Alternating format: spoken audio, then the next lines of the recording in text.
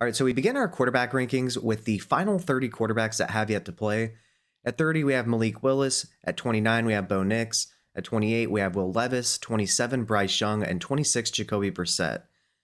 I have Malik Willis at 30 because in 3 career starts in which he's played 100% of the snaps, he averages 6.29 fantasy points per game with a high of a little bit north of 10 points.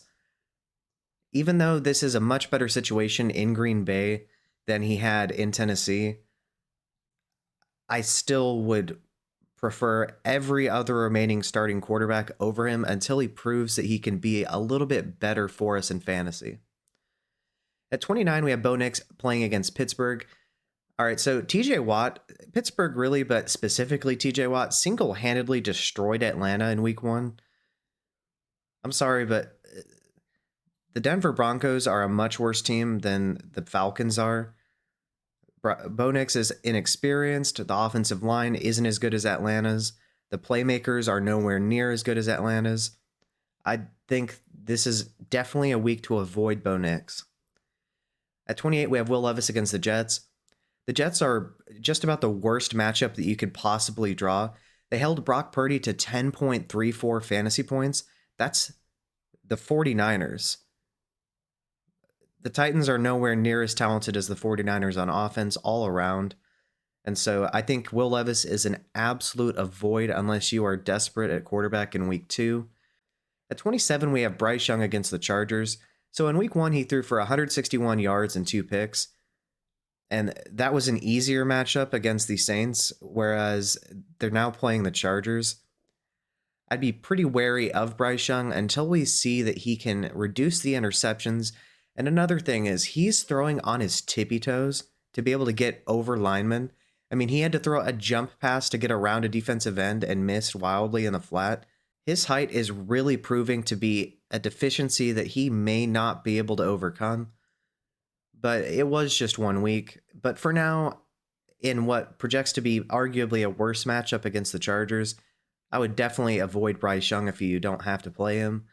At 26, we have Jacoby Brissett against Seattle. So Jacoby Brissett had over 30 rushing yards and didn't throw a touchdown, but he also didn't throw a pick in week 1. I would bet that Jacoby Brissett has a better game this week against Seattle. I think Seattle is going to be much better on offense, for instance, than the Bengals were in week 1. So I think they are going to have to throw the ball a little bit more, and he'll have a little bit better of a fantasy performance because of that. The next tier of quarterbacks consists of Derek Carr, Gardner Minshew, and Kirk Cousins. So I was wrong about Derek Carr this past week. He was incredibly efficient. The offense looked really good overall. I will say, though, they were playing the Panthers. He now faces Dallas. Dallas, specifically Micah Parsons, I think is going to tear up their offensive line in week 2. I don't think we'll see anywhere near the fantasy performance we had in week 1, but I do think that with this new offense under Kubiak, it is going to be a little bit better than what we saw this past season. So he's moved up a little bit in the rankings, but I don't think we should expect anything close to what we saw in week 1 because they're not playing the Panthers anymore. Gardner Minshew, it looks like an easy opponent on the surface with Baltimore, but Baltimore is coming off a game in which they played Kansas City. It's a little bit worse of a matchup than you would just think looking at the green rating here. And so I think that Baltimore's pass rush is going to get in his face. They're going to play physical defense on the outside. I think Roquan Smith is going to make Brock Bowers' life pretty difficult this week. I think that the Raiders are probably going to be behind a good amount in this game consistently, so I think they're going to have to throw. And so I think the volume is absolutely going to be there for Gardner Minshew. It's just this matchup isn't nearly as friendly as you might think. Then at 23, we have Kirk Cousins against Philadelphia. Philadelphia still has a scary pass rush.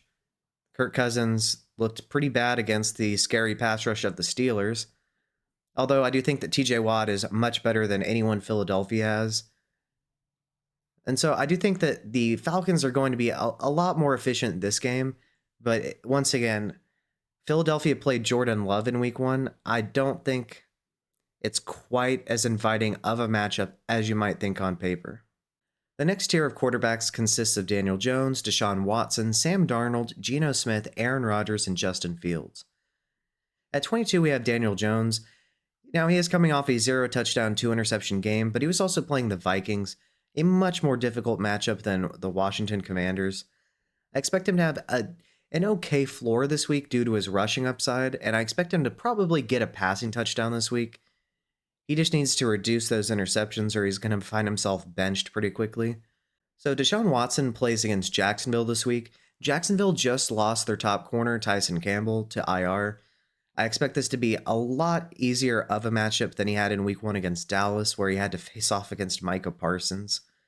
Now, Josh Allen and Trayvon Walker are nothing to be scoffed at either, but they are just, to be honest with you, not Micah Parsons. I think their secondary is going to get a little bit more exposed this week than it was against Miami. They did a fantastic job against Miami in week 1. Albeit they did give up 2 long gains to Tyreek and Jalen Waddle, but overall they played relatively well considering.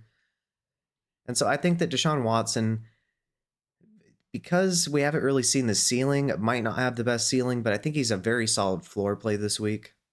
With Sam Darnold, he plays against San Francisco. Now, San Francisco isn't the most inviting matchup either. I just think that with the assortment of skill position players that he has now, it's the best situation he's ever been in. He also has KOC calling plays for him. I think that Sam Darnold is another low ceiling but high floor player for you. At 19, we have Geno Smith against the Patriots. Now, based on what we saw in week 1, they are a difficult matchup. Christian Gonzalez was a shutdown cornerback in week 1.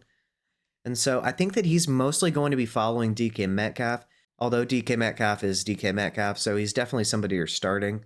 And so I don't think we see another 30-yard rushing touchdown from Geno Smith this week, but I think that they are going to have to pass to stay in this game.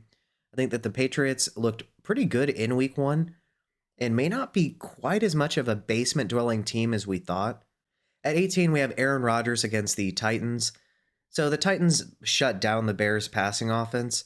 L'Jarius Sneed looked really, really good. I think this is another difficult matchup for Aaron Rodgers, but he's also Aaron Rodgers. And so he's much more established, obviously, than Caleb Williams is. And so I think he's going to be able to find Garrett Wilson throughout this game. And I think that this is going to be a much better week for Breece Hall specifically. But regardless, Aaron Rodgers is Aaron Rodgers. He just doesn't provide the rushing upside. So that's why he's down here at 18. At 17, we have Justin Fields against Denver. So Justin Fields had 12 carries for over 40 rushing yards this past week. That's the rushing floor that he brings, so he has a relatively safe floor if he can not have a multi-interception game. So against Denver, he is going to have to face off against Pat Surtain. I don't like that, specifically for George Pickens.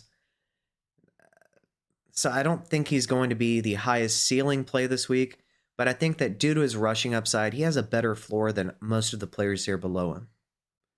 At 15 through 13, we have Baker Mayfield, Caleb Williams, Justin Herbert, and Trevor Lawrence. So Baker Mayfield is coming off a 4-touchdown game in week 1. Now he plays against Detroit. Now Detroit's pass rush was really, really good against the Rams, but what the Rams were doing was quick hitting passes in order to offset that. And so I think that the Buccaneers' offensive line is much better, specifically Tristan Wirfs. So I think that Baker Mayfield is going to be a lot more protected, but he is going to have to watch out for Aiden Hutchinson. Regardless, I think that with him having that connection with Mike Evans, and Chris Godwin looked really good, they used him a lot more from the slot. I think that this offense is going to be a little bit better than what I potentially expected from them. And this is a reasonably favorable matchup for them overall because the secondary is full of rookies and second-year players. And so I do think that Baker Mayfield is going to have to throw the ball quite a bit to stay in this game. And so I think that he's a solid play this week. At 15, I have Caleb Williams against the Houston Texans. So Caleb Williams week 1 was pretty disastrous. I think we can all agree about that. I do think that he's going to be a lot better this week. I think it was a combination of a couple things. First of all, the Titans are a very, very respectable defense. They have a solid pass rush. The interior is a lot better this year. I mean, they have L'Jarius Sneed at cornerback now. I think that overall their defense is going to surprise quite a few people. Now, then besides that, the Bears' offensive line wasn't the best, specifically in the interior. But even more so, Caleb Williams, it was his first game. He was having the jitters. You could tell because he was missing some throws that we've seen him hit routinely in college. And I mean, we've seen him make ridiculous throws in college. I think he just needs to get comfortable. One thing to note is they're probably, almost certainly, going to be without Rome Odunze this week. They could potentially be without Keenan Allen. We'll see. But he'll still have DJ Moore, and I expect them to use a lot more 12 personnel with Komet and Gerald Everett in the game, with Rome Odunze probably being out of this game. And so I do think that we'll need to see a good game from him before he has any chance of being very much higher in these rankings. But I do expect them to have to throw quite a bit to stay in the game, and I expect him to have a much better week this week than he did last week. At 14, we have Justin Herbert against the Panthers. This is as inviting of a matchup as you could ask for. The only issue is it's a Greg Roman and Jim Harbaugh offense, so they're going to run the ball quite a bit. They're going to be winning rather handily, I think. And so I don't think he's going to really at any point this season, for the most part, be very high in total attempts per week. So I do think that his ceiling is just limited by the offensive coordinator and head coach. He's a really good real life quarterback. And most weeks I'm going to have him a little bit further down than this just because the passing volume isn't going to be there. But I do think that of all the weeks he's going to have, this is probably going to be one of the better weeks because the Panthers defense looks terrible. So at 13, we have T-Law against the Cleveland Browns. It's not an inviting matchup. He's going to have to contend with Denzel Ward, Myles Garrett. I will say, though, the Dolphins definitely aren't an easy matchup either. We saw what they just did to Josh Allen after doing what they did to T-Law in week 1. I will say, though, T-Law showed some fantastic anticipation on his touchdown pass to Brian Thomas Jr. He threw that well before he was open, and he had to trust BTJ a lot to make that throw. And he should have had another touchdown over Jalen Ramsey to Brian Thomas Jr., but Jalen Ramsey committed pass interference. And so I think that we're going to see a step up from T-Law this season. It's just, what is the realistic ceiling? Because he doesn't have the most rushing upside. But regardless, I think he is a much better option than a lot of the players going below him. The next tier consists of Stafford, Goff, Purdy, and Burrow. These are players that I think are probably going to be low-end QB1s this week. So we begin with Stafford against Arizona. It's an inviting matchup. Josh Allen tore them apart in week 1. And so I expect Matt Stafford to do the same. I think they're going to score a lot of points. I think this is overall going to be a pretty high-scoring game. And so I think that he doesn't have, the ceiling to generally be an elite QB1, really. But I think he's a very safe play this week because the Cardinals' defense is garbage. At 11, we have Jared Goff against Tampa Bay. I expect this to be a relatively high-scoring game, just like with the Rams and Cardinals. And so I think that Jared Goff is a good bet for 2 passing touchdowns this week. It's at home. His dome versus non-dome splits are wildly different. And so I think that he's a good bet to have a decent game. At 10, we have Brock Purdy against Minnesota. So he goes from one bad matchup against the Jets to another bad matchup with the Vikings. I think with the return of Brandon Ayuk, and what I really mean is him probably having a much more prominent role this week, that we're going to get a better game from Brock Purdy. McCaffrey's still likely to be out. Now, we did see that they ran the ball a ton with Mason this past week. I don't think they're going to be able to run the ball quite as much against the Minnesota Vikings. And so I think that we probably have a 2 to 3 touchdown game out of Brock Purdy this week, although I do think we're likely to see a turnover here. And so I think he's going to finish as a low-end QB1. At 9, we have Joe Burrow against Kansas City. I expect him to return to being a solid fantasy starter for us. With another week with Jamar Chase there, I think they're going to have a much better performance overall than they did against New England. T. Higgins still isn't expected to play in this game, so I would like to have him just a little bit higher than this most weeks, but without T. Higgins, it's probably going to limit his potential upside. But still, regardless, it's a game where there probably is going to be a lot of point scoring, and so I think he's a good play this week. This next tier of quarterbacks are quarterbacks that I firmly believe are going to be solid QB1s with the potential to be a top 3 quarterback. Just, I would view it as a little bit less likely this week. So at 8, we have Jaden Daniels, 7, Dak Prescott, 6, Kyler Murray, and 5, CJ Stroud. With Jaden Daniels, we saw that even if you don't have a good week as a passer per se, if you have an amazing rushing floor, you can still have a top 5 performance. And it is against the Giants this week, so it's a very favorable matchup. The thing is, their head coach has said they want him to run a lot less than he did in week 1. He had 16 carries in week 1. So I do think that his rushing floor isn't going to be as high as we saw in week 1, but his ceiling is even higher.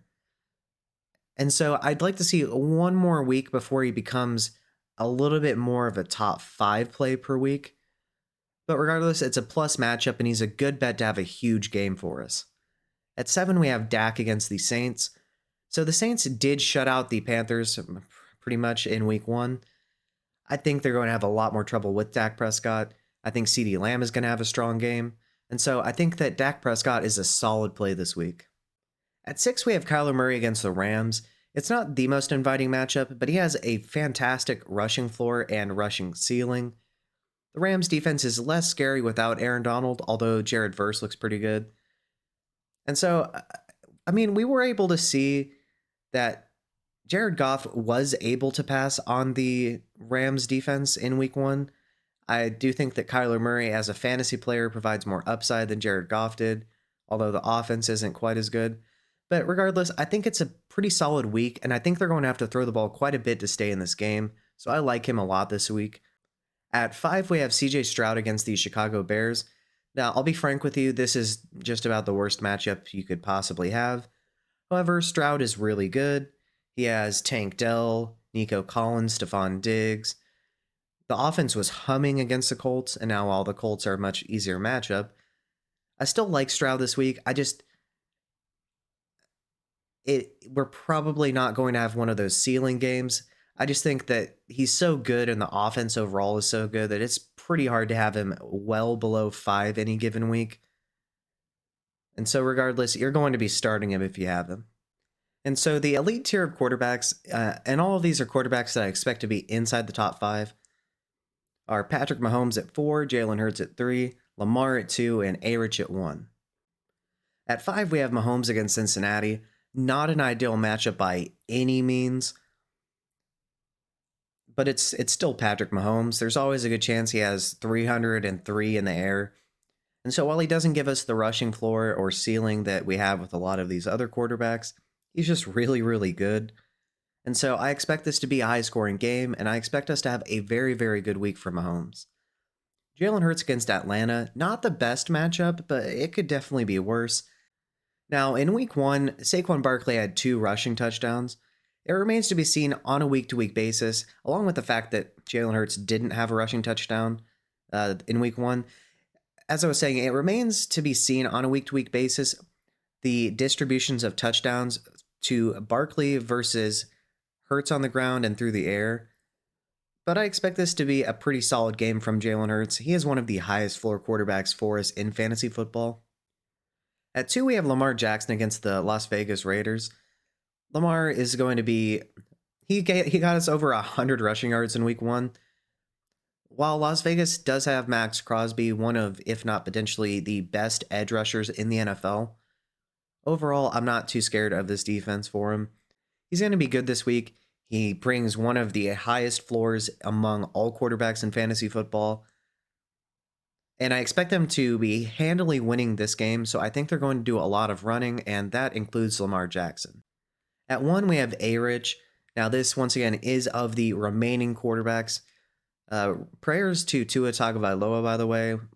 It was devastating to see another concussion from him, as well as the seizing that we saw from him after the concussion.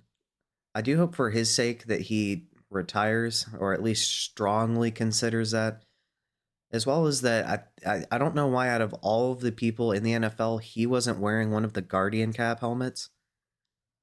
But once again, seriously, prayers to Tua. Wish him the best. I hope he In an ideal world, he would be able to return and never have a concussion again, but CTE is a real thing, so he should definitely consider that for his own health and safety. And then Josh Allen, he actually didn't have a very good week at all.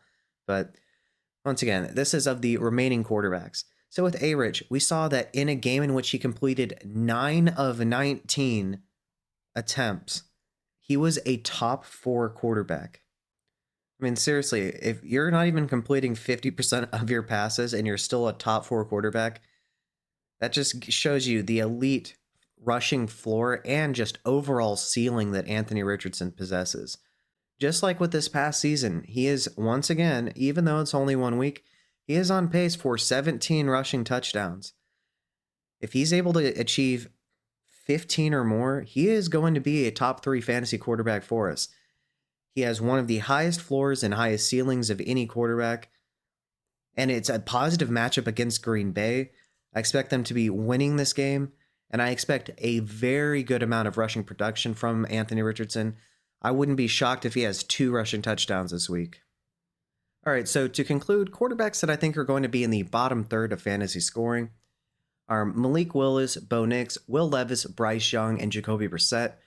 Quarterbacks that I think could find themselves in the top 20 if they have a good week are Derek Carr, Gardner Minshew, and Kirk Cousins. Quarterbacks that I could see being solid QB2s are Daniel Jones, Deshaun Watson, Sam Darnold, Geno Smith, A-Rod, and Justin Fields. Quarterbacks that could potentially be low-end QB1s if they have a good week are Baker Mayfield, Caleb Williams, Justin Herbert, and T-Law. Quarterbacks that I expect to be low-end QB1s are Stafford, Goff, Purdy, and Burrow. Quarterbacks that could find themselves having a potential top 3 week if they really exceed expectations are Jaden Daniels, Dak Prescott, Kyler Murray, CJ Stroud. And quarterbacks that I expect to be within the top 5 are Mahomes, Hurts, Jackson, and ARich.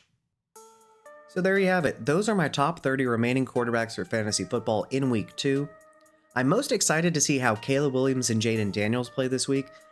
Caleb Williams, can he improve massively from that disastrous week 1? And with Jaden Daniels, if he's actually able to have a good game as a passer of the football, what upside does he possess? We've already seen that he has a tremendous rushing floor, and we probably haven't even seen his ceiling yet.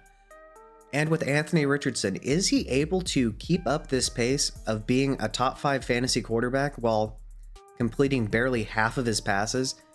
That'll be interesting to remain to be seen. And CJ Stroud in a brutal matchup, is he going to be able to be a top 5 quarterback against the Bears defense? I'll be very curious about that as well. Anyways, who do you see in my rankings that should be a lot higher? Who should be a lot lower? Let me know below in the comment section and let me know why. With that being said, I'm the Fantasy Football Strategist.